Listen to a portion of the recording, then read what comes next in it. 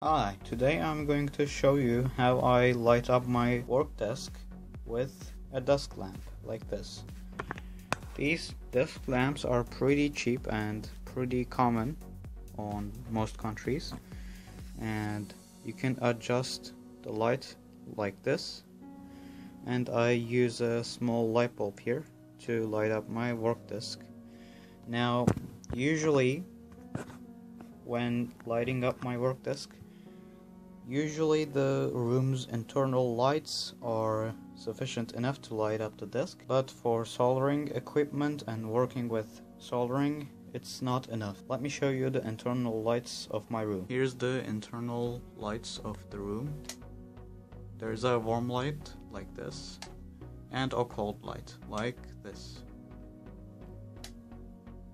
And when you open them both, it looks like this. This is the desk with only the warm light, and this is the desk with only the white light on, and this is the desk with both lights on. So as you can see, when I put my hand close to the camera, you can see a lot of shadows appearing because the light doesn't hit the table as much as it does to the center of the room. So the lighting is not sufficient enough for delicate processes on the desk like soldering or SMD soldering. So I use this desk light and I place it there like this, and when I switch it on,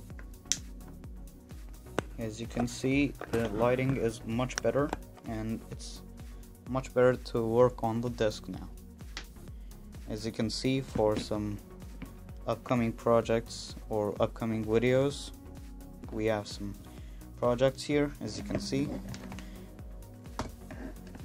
and it lights them up really nice, as you can see. So I don't think that you need fancy lighting equipment, just a desk lamp will do. And I'm going to show you the lamp that I'm using on the desk lamp.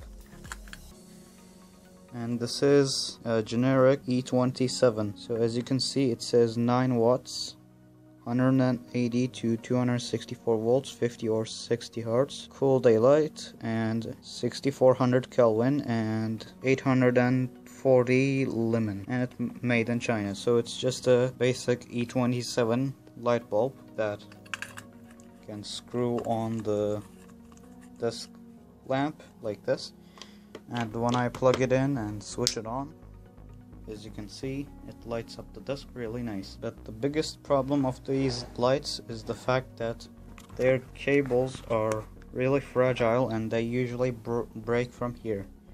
So let me switch off the lights and focus on the cable joint. So here's the cable that goes into the lamp, and as you can see, there's a small part that secures the cable to the whole chassis, and it's a sharp point. So if the cable bends here often, it usually breaks here, and when it breaks and exposes live wires, these two wires can make a short circuit and trigger your fuse, and it's gonna also spark from here. And when it starts to break here, I usually recommend you to remove the bottom of the device. There's 4 screws on this one, and when you remove them, these cable ties are tied on. They're just a piece of plastic that you can grab with pliers and remove them with, a flat hatch screwdriver like this. But I super glued the cable to the plastic part so it stays nice and firm and it doesn't just break here.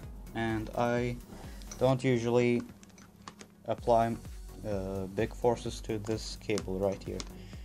This bend is very important because it's the fragile point that breaks. This is Arduino Atelier, and thank you for watching. Please consider liking or subscribing to my channel if you like the videos and if you find the videos useful. See you on the next video.